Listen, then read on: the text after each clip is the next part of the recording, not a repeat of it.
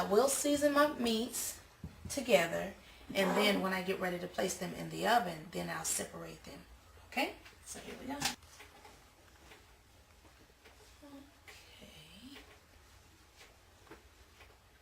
Let's get some seasonings. We have some salt, black pepper, and some Jamaican jerk seasoning. That's what I'll be using.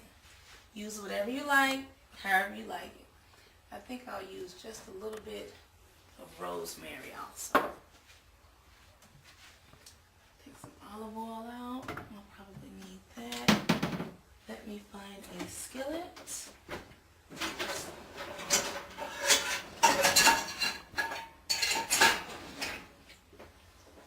Okay, we're gonna brown these in the skillet, just the outside, to seal in some of the flavor, and then we're gonna throw them in the oven. Okay.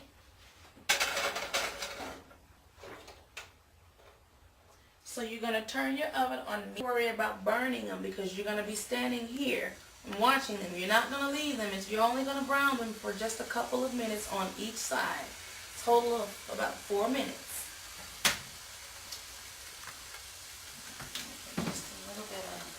We'll put a little bit of olive oil in our skillet.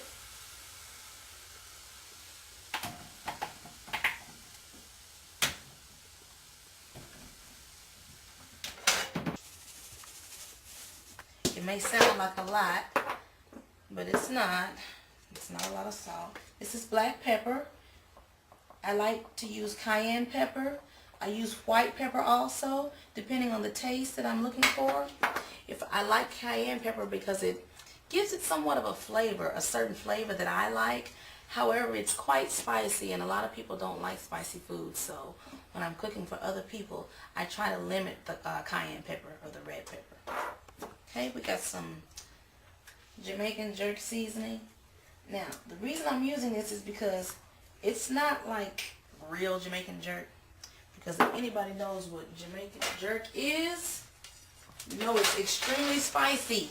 This is not extremely spicy. So, but it tastes really good. It gives the food a really good flavor. This is rosemary. It's not fresh, but we didn't have time to go to the farmer's market, so we're using what we have. I have a backup for everything. Just about. Improvisation is important when you're cooking, because who has the time to stop and go to the grocery store every time you forget something? You gotta learn to work with what you have. Alright, I've taken my grease off the eye so that it won't burn. It was getting a little hot. You don't want it sizzling yet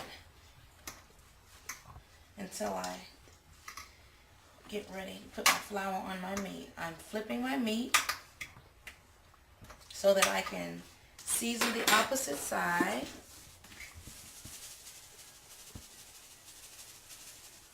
Salt, a little black pepper,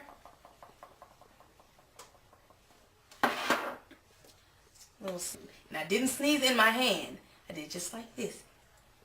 So I don't have to wash my hands, okay? They're still clean. Okay. A little rosemary. Ooh, that smells good.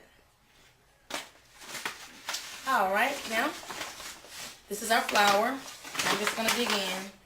Lightly flour your chops. Lightly flour, because we're going to create a, like a skin, if you will.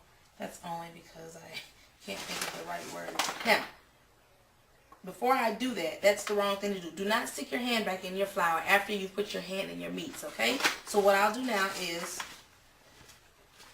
and I knew better, I caught myself. Just a light flour. See? It's very lightly floured. Shake off the excess, and you can use it for the other side, actually. Just a little bit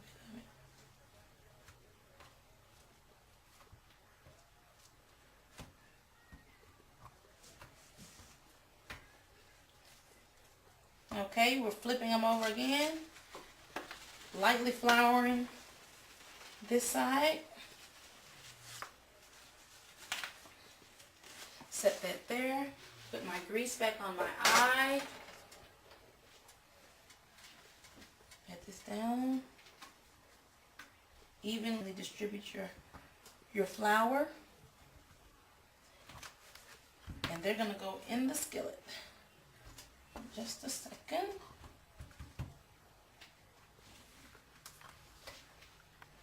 Now, we're going to test our grease to make sure that it's not hot it is. We're going to flick just a little bit of flour in your skillet, okay? Okay, you want it to sizzle a little. You don't want the grease popping out whenever you're cooking with grease.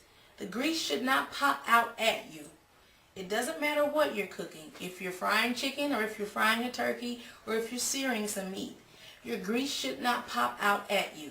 If the grease is popping out at you, your eye is on too high, okay? Turn your heat down a little.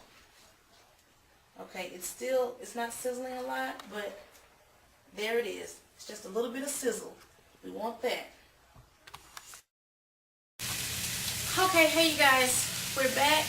Now we got our chops searing in the skillet. I'm going to flip them over now to sear the other side. Like I said, it's only for a couple of minutes on each side because we're going to throw these in the oven. You see, it's brown. That's exactly what I want.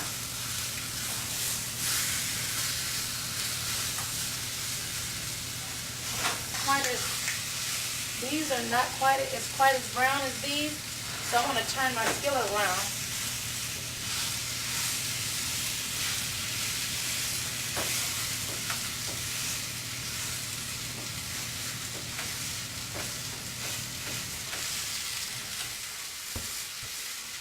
Okay. This one is browning a little slow, so I'll leave it in just a little bit longer.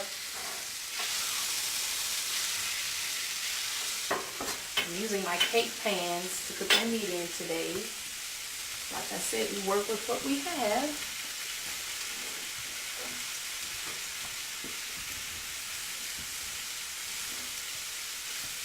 Now while this is searing, I have chopped up an onion.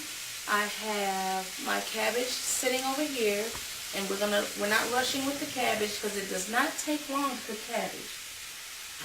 Okay?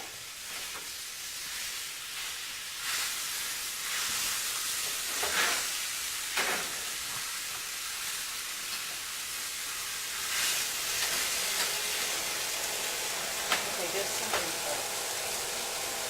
Can you pause it, please? Because there's something. Okay, as you can see, I've taken the top off of my pork loin chops. I'm turning them over. And I'm going to let these cook probably about 6 or 7 more minutes. My thick chops, I'm going to turn over also. But I'm going to let them cook about 15 more minutes since they're thicker. Now, let me tell you about these pot holders I have. They're the worst. As you see, I'm struggling, trying not to burn myself, even though I have them on. So maybe one day soon I'll get some more. Okay, now,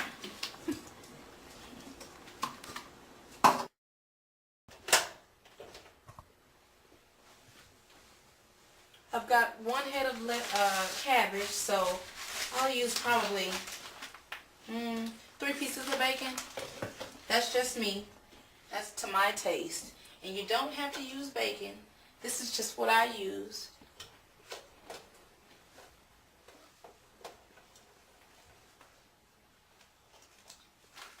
All right. Well, this is what I'm going to do. Since I have one